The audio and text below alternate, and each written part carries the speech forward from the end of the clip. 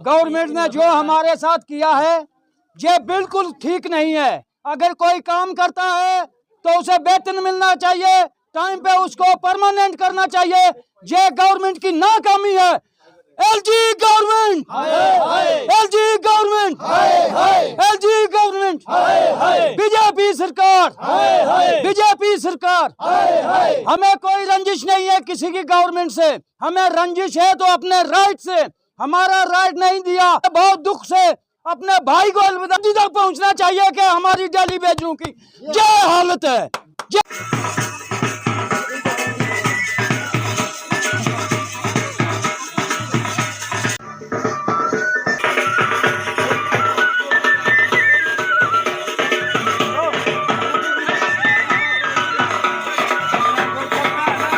एक गवर्नर और 3 एलजी भी देखे लेफ्टिनेंट गवर्नर, लेकिन हमारा उनसे भी कुछ नहीं बना क्योंकि वो भी बीजेपी के अंडर ही काम करते हैं।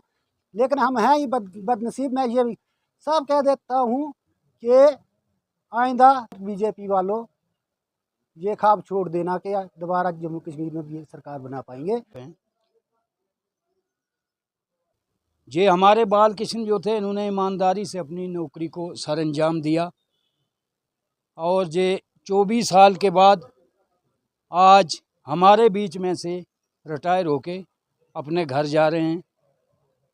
तो घर वाले भी यही एक उम्मीद रखते हैं कि जो मुलाजिम हमारा लगा है तो वो कुछ लेके अपने घर आएगा। तो आज ये खाली हाथ अपने घर जा रहे हैं। तो हमारा डेली वेजर का ये हश्र है। ये गवर्नमेंट के हाथ की बात थी, ये गवर्नमेंट का काम होता है, चुनी हुई गवर्नमेंट हो या लेफ्टिनेंट गवर्नर की गवर्नमेंट हो, ये उसका काम है देखना कि मेरे मुलाजिम मेरे नीचे कितने काम कर रहे हैं। ये कोई भी माई का लाल ये नहीं बोलता है कि डेली वेजर का क्या हश्र हुआ है या ये कैसे अपना घर चलाएंगे। इनको ये पता नहीं होता है। वोटों की गिनती हर गवर्नमेंट करती है कि हमारे वोट, हम भी किसी के वोटर हैं, हमने भी इन्हीं गवर्नमेंट को वोट दिया है। तो इनका काम था ये। फारूक अब्दुल्ला ने हमारे साथ ये बहुत अच्छा व्यवहार किया कि हमको 500 पे लगाया और उनकी गवर्नमेंट थी। दूसरी गवर्नमेंट का काम होता है, एक गवर्नमेंट छोड़ के चली जाती है और दूसरे का काम होता है कि उनकी देख रेख के में हम काम करते हैं। तो ये इनका फर्ज होता है, हमारा फर्ज हम करते हैं। गवर्नमेंट का काम है, गवर्नमेंट गवर्नर का क्या काम है वो उनको पता है। तो आज ये बेचारा 24 साल के बाद 25 साल के बाद आज ये अपने घर जा रहे हैं और नंगे जा रहे हैं। मैं किसी गवर्नमेंट को हम बोलने योग्य है ही नहीं। हमारी पहले भी स्ट्राइकें चल रही हैं कि आप गवर्नमेंट के खिलाफ बोलते हैं, मगर जो मौजूदा गवर्नमेंट है उसको सुनना पड़ता है क्योंकि उनका टाइम पीरियड होता है, वो उन्होंने करना पड़ता है। तो ये मैं सभी के आगे ये एक सही बात बोलता हूँ कि सभी ईमानदारी से काम करें और जो हमारे साथ हो रहा है वो खुदा भगवान भी देख रहा है। हमारी रसाई नहीं है वहाँ तक कि हम उनका कुछ बिगाड़ सकें, हम कुछ नहीं उनका कर सकते हैं। ये हमारे सभी डेली वेजर का बेड़ा गर्क हो गया है। अब हमें माफ़ करो और आपके हाथ में हमारी जान है, हमारा कुछ बनाओ। ये बोल सकते हैं और क्या बोल सकते हैं। हमारा 70 महीने का पेंडिंग बेसिस जो है ये इसकी भी है, ये रिलीज होनी चाहिए। एक ही किस्त में इसकी रिलीज होनी चाहिए, हफ्ते 10 दिन के अंदर। और हम गरीब लोग, हमने गरीब लोगों ने हमारी तनख्वाह आई तो हमने 300 सभी ने दिया और एक सगले के रूप में हमने इनको अपनी तरफ से गिफ्ट कर रहे हैं। यही हमारी रसाई है, यही हम कर सकते हैं। बाल किशन को मुबारकबाद मैं सभी की तरफ से देता हूं कि बाल किशन जी अब हमारा आना जाना तो रहेगा मगर नौकरी का सिस्टम जहाँ ही एंड हो जाता है। तो मैं यही रिक्वेस्ट करता हूं गवर्नमेंट से कि और का बेड़ा गर्क नहीं होना चाहिए। जो स्ट्राइकें लगी हमारी बात सुने और आगे एडमिनिस्ट्रेशन तक पहुंचाएं और हमारा कुछ हल होना चाहिए। जय हिंद, जय भारत। जो गवर्नमेंट है गवर्नमेंट में बड़े अच्छे लोग, अच्छे पढ़े लिखे IAS KS ब्यूरोक्रेट्स, जो अच्छे हमारे लीडर्स होते हैं, मिनिस्टर्स होते हैं, या PM प्रधानमंत्री, जो भी हमारी गवर्नमेंट को चलाते हैं, उनका दिमाग जो हमसे 1000 गुना आगे चलता है कि गवर्नमेंट हमसे ज़्यादा अच्छी सोच सकती है। आज हमारे जो लाइनमैन हैं, मुझे 2018 से मैं बनी में PHE में काम कर रहा हूँ।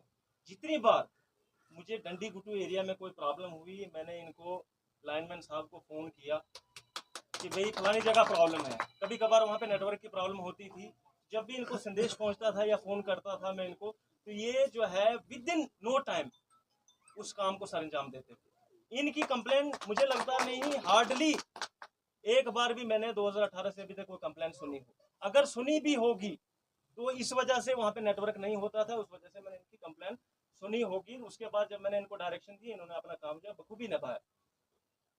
आज हमें अफसोस ही, बहुत ज़्यादा अफसोस है, क्योंकि हर महीने हमारी एक दो रिटायरमेंट्स होती रहती हैं। परमानेंट पेंशन लेने के बाद वो अपना घर जो है अच्छी तरह से चलाएंगे, बची कुची ज़िंदगी अपने परिवार के साथ निभाएंगे।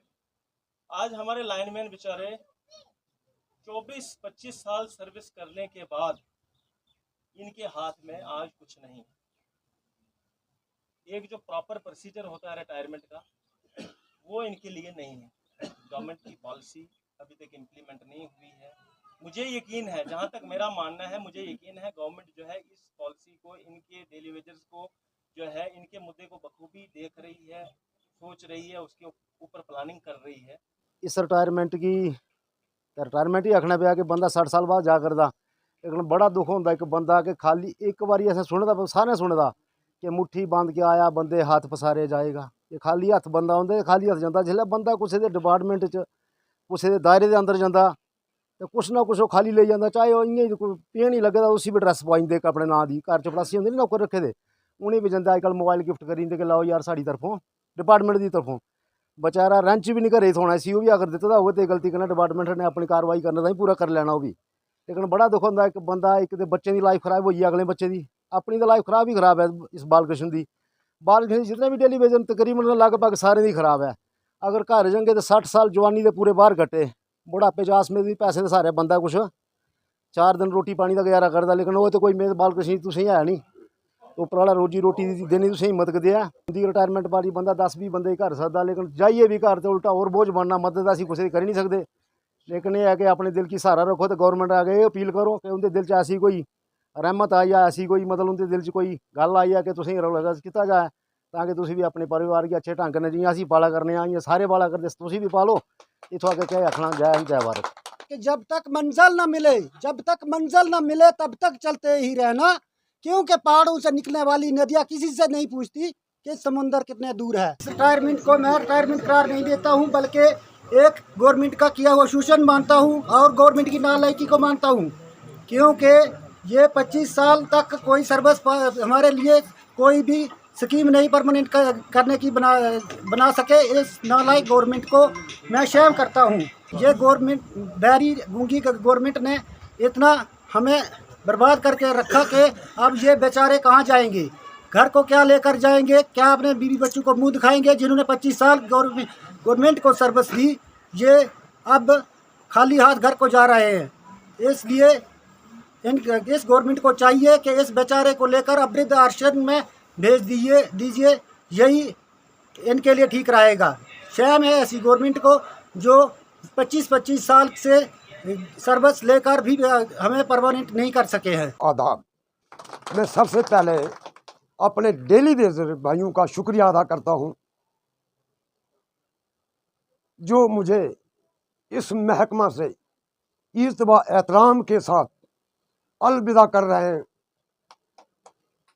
इस पोल्ट्री हालत में इनकी कैपेसिटी नहीं थी, लेकिन फिर भी इन्होंने बढ़ चढ़कर सबसे ज़्यादा प्रोग्राम किया। मैं अपने तहे दिल से इनका शुक्रिया अदा करता हूं और उस भगवान अल्लाह ताला से प्रार्थना करता हूं कि भगवान इनकी मनोकामना पूरी करें और इनको कामयाबी नसीब हो।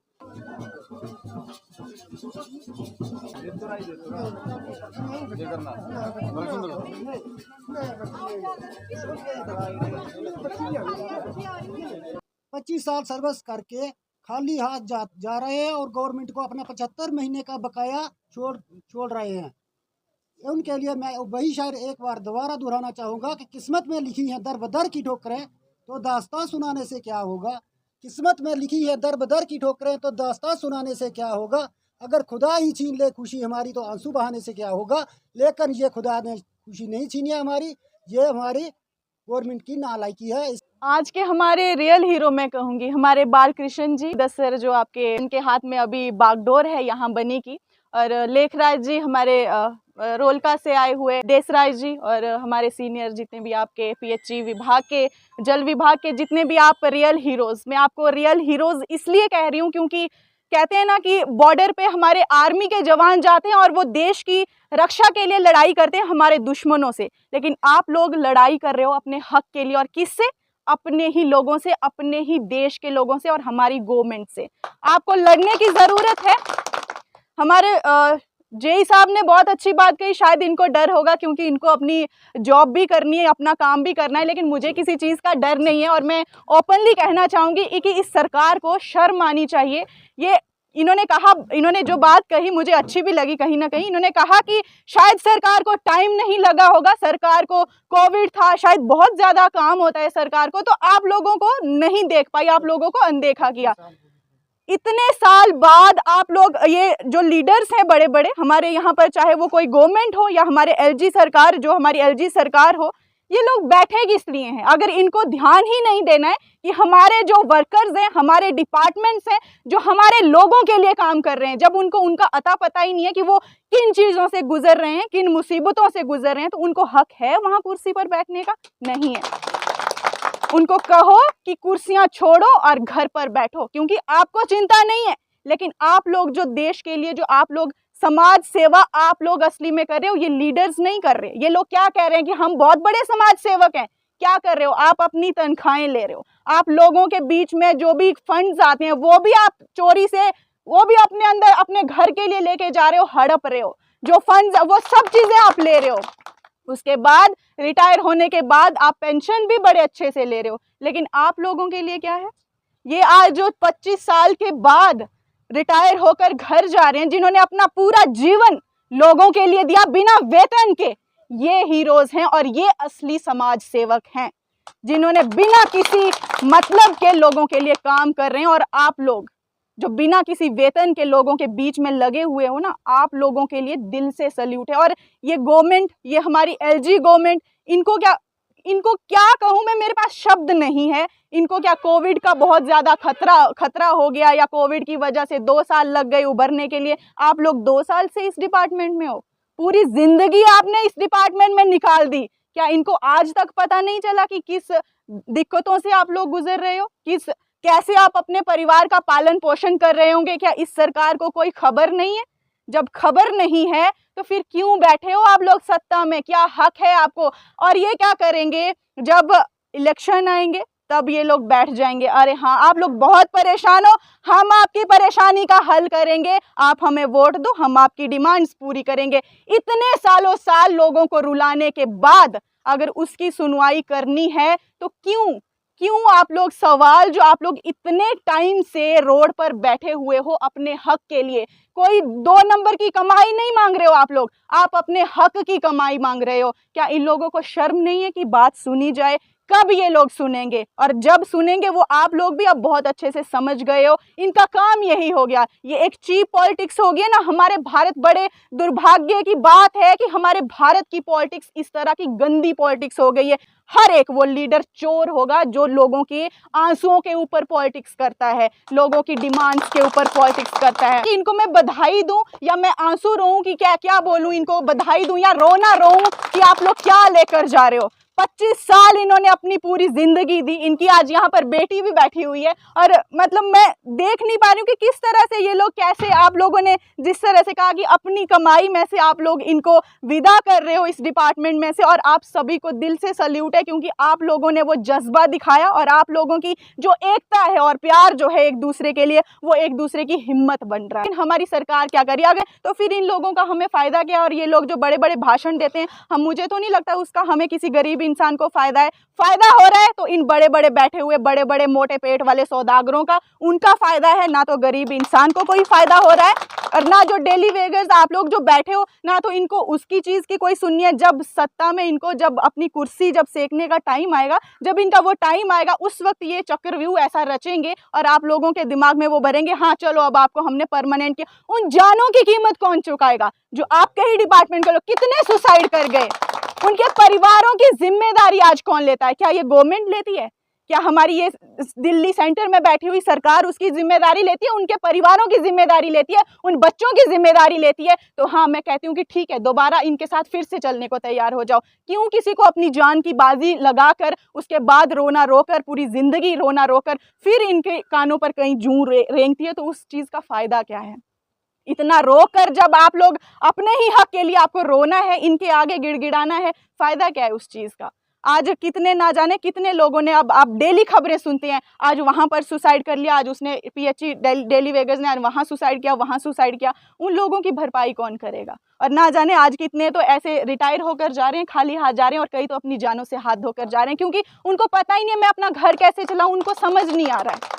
तो मुझे इस गवर्नमेंट से मैं क्या कहूं, और क्योंकि कहने से कोई फायदा होना नहीं है। जब इन्होंने करना है, इन्होंने तभी करना है। आप लोगों को इतना टाइम हो गया रोडों पे बैठे हुए और भाषण देते हुए, हर कोई भाषण देने भी आ जाता है, भाषण भी दे जाएगा, सांत्वना दे जाएगा, लेकिन हमें सांत्वना नहीं, हमें हमारा हक चाहिए। और मैं आज आप लोगों से इतना जरूर बोलती हूँ, मैं आपके लिए कुछ मैं नहीं कर सकती क्योंकि मैं कोई बहुत बड़ी महान हस्ती नहीं हूँ, लेकिन आप लोगों का प्यार मुझे यहाँ पर लेके आया है। इतना मैं आपके साथ एक वायदा करके जाती हूँ कि आपकी लड़ाई में, आपके संघर्ष में मैं हमेशा साथ हूँ। धन्यवाद। ये दिल्ली का जो फरार चल रहा है, ये हमारे साथ नहीं होना चाहिए। हम फरार नहीं करते हैं, हम सचमुच काम करते हैं। हमारे जय साहब यहाँ पे हैं, उनको पूछ लो, लोगों को पूछ लो, मेहनत से काम करते हैं, रात को भी काम करते हैं, दिन को भी। और इनको क्या दिक्कत दुश्वारी आ रही है गवर्नमेंट को, कौन को पता है? इनका 17 महीने का पेंडिंग सैलरी जो है, जहाँ तक मीडिया वालों से पुरजोर अपील की जाती है, जहाँ तक भी हमारी बात हाईलाइट करें कि इनका एक ही किस्त में 17 महीने का पेंडिंग रिलीज होना चाहिए। तो हमारे भाई साथी, हमारे पास 2-2 खेत हैं जिनसे हमें 6 महीने के लिए मक्की निकलती है। सदर से हम रोटी खाते हैं, नमक से खाते हैं। इस गवर्नमेंट को इतनी शर्म नहीं आती है।